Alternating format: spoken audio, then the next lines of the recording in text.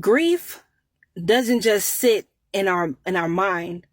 Grief can sit in our body.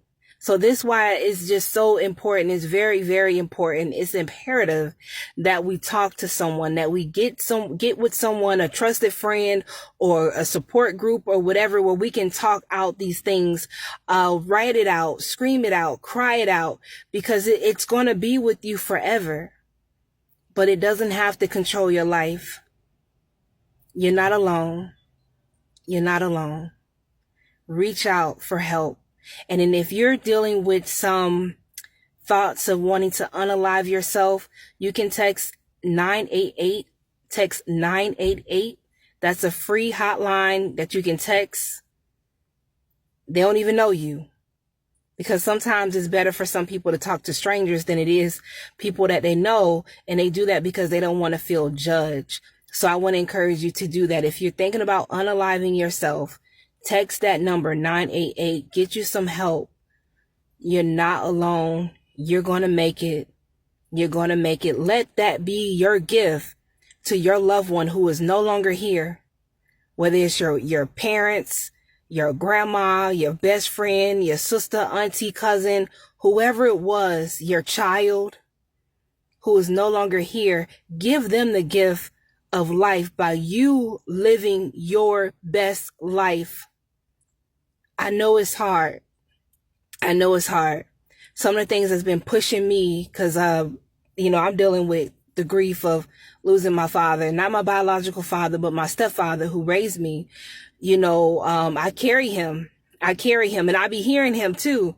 You know what I'm saying? I ain't talking about no freaky crazy stuff. You know what I'm saying? But like, I hear him when I'm making certain decisions. One of the things that he will say to me all the time, he'll say, don't say you're going to try to do something. Just do it. Because every time you say you're going to try, you just going to aim at trying and not doing. So don't say you're going to try to do something. If you ain't do it, you ain't going to do it. But don't say you're going to try to do it because you're not going to do it.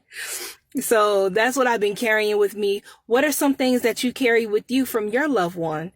And like I said, let your gift to them be life for you. You gotta keep going. You gotta keep going, especially if you have others who are depending on you. You have children, you have friends, you got your spouse, you got whomever. Like, let's try to live out the life. Like, say if they want to do something in honor of them. Like if it was something that they wanted to do and they've been telling you that they wanted to do that before they died. Like, for example, if they were like, oh, I always wanted to go to the zoo. Go to the zoo in honor of them. If you lost your child and your child was a baby, whether you had a stillborn or, miscarriage or whatever it is, live for them. Live for them. Maybe go to a museum, a kids museum or something. Just something that's going to help you to live for them.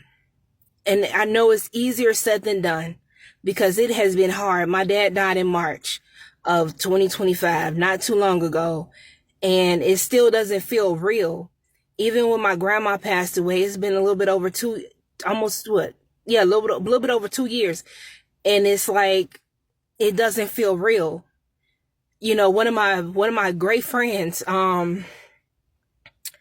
Sharana, I remember going back and it's like Holy Spirit told me to go see her. Go see her. That was in March of 2020.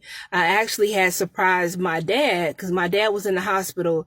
He had to have partial of his foot amputated. He was diabetic. So I snuck in to see him. And it was so funny.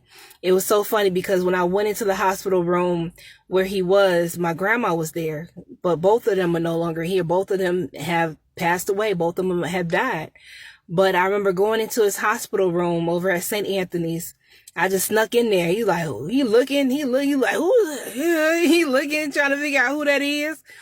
And, or he was trying to figure out who was that at the door. And, I was like, it's me, Dad. And I got closer to him and I gave him a hug, and Grandma like, hey, Christy. I was like, hey, Grandma.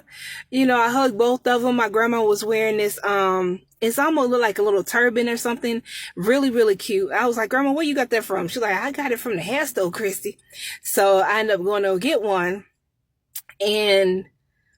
But anyway, let me go back. So I'm in the hospital room with my dad, visiting him and my grandma.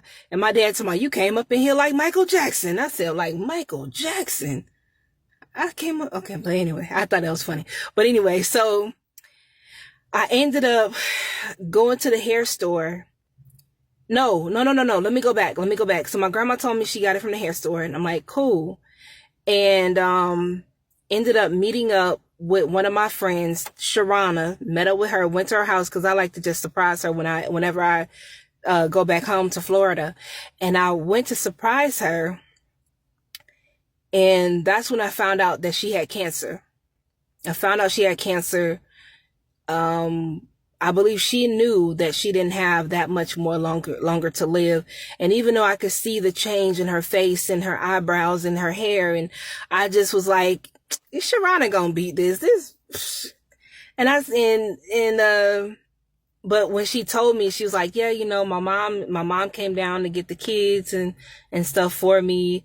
And I want to make sure we go out to eat, you know, especially you here visiting and stuff like that. So anyway, we went out to breakfast the next day. And one of the things she told me was this. She said, stop saying you're busy. Stop saying you're busy, because what can happen is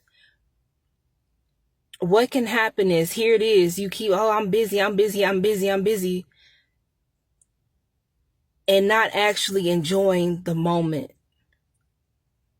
And she said that's how she was, always so busy. So one of the things I take from that, and I hopefully you all can take this as well, is like, find time to rest, find time to breathe, because life on this side is just a vapor. It's short.